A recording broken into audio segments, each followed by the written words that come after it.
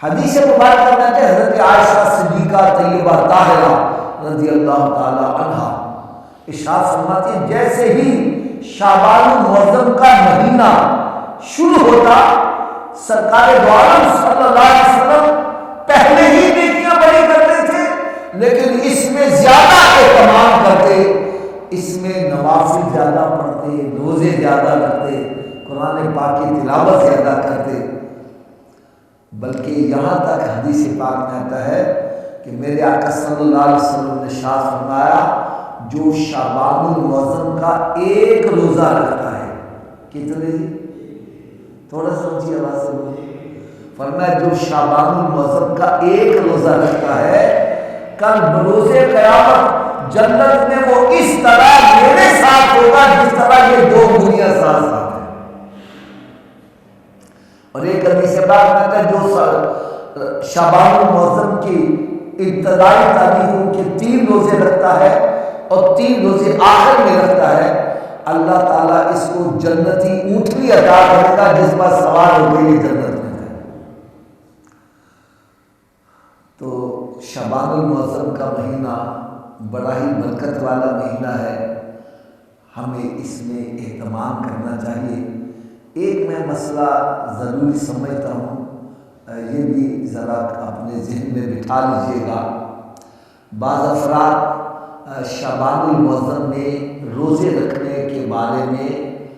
منع کرتے ہیں کہ نہ رکھو، اور بعض کہتے ہیں جی ضرور رکھنے چاہیے۔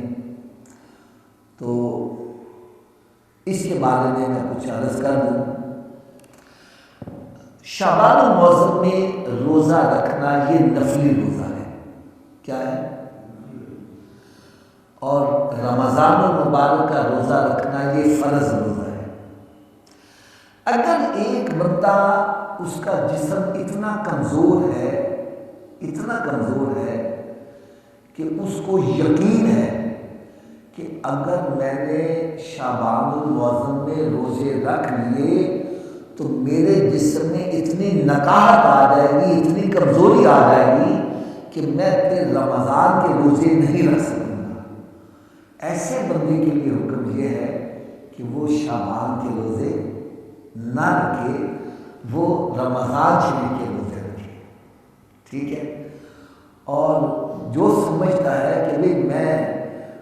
شعبان المعظم میں روزے رکھوں گا، مجھے روزے رکھنے کی عادت بڑھ جائے گی، میرا جسم جو ہے وہ روزے رکھنے کی لائن پر چل پڑے گا، تو پھر میرے لیے رمضان کے روزے رکھنے بڑے آسان ہو جائیں گے،